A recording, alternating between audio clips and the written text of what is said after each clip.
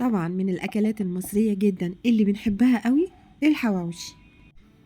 ده نص كيلو لحمة متضاف عليه 50 جرام من الدش، وكمان 50 جرام من لية الخروف. كمان فرمت معاه 3 بصلات متوسطين الحجم.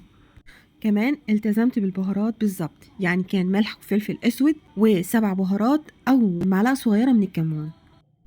كمان اوراق بقدونس وواحدتين من الفلفل الحار حسب الرغبة. الوصفة الأصلية إن احنا هنفرم البصل وبعدين هناخد اللحمة المفرومة ونعجنها مع البصل وأوراق البقدونس، لكن أنا أخدت كل المكونات دي وطحنتها في الكبة كويس ما عدا أوراق البقدونس، وده شكلها. بعد كده هضيف لها أوراق البقدونس علشان عايزاها تبقى صحيحة.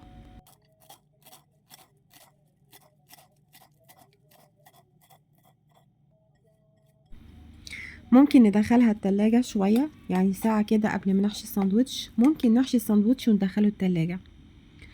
أنا هنا هاخدها وأكورها كده، أعمل منها كور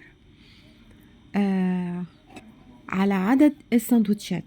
فالكمية دي عملت معايا 7 ساندوتشات. كمان أنا عملتها بالعيش البلدي برضو نزلت اشتريت العيش البلدي. أنا هنا مش بقصه بالمقص ولا بقطعه بالسكينة، أنا بفتحه زي ما انتوا شايفين كده من الجنب بالراحة كده بفتحه. وبعد كده هبتدي احشي الكور بتاعه اللحمه بتاعتي. يعني كل رغيف اخد له بالظبط تقريبا كده 230 جرام لحمه. واحنا بنحشي الرغيف ما نكترش لحمه قوي وما نقللش قوي، يعني يبقى الحشو مظبوط، علشان احنا هنعمله على الجريل مش هندخله الفرن. فعلشان كميه اللحمه من جوه كمان تستوي معانا بسرعه، ما تاخدش وقت، علشان العيش وشه وظهره ما يتحرقش مننا، تبقى اللحمه معقوله. هنوزعها كويس جوه الرغيف، جوه كمان لغايه الاطراف، علشان الاطراف تبقى طريه معانا ما تبقاش ناشفه.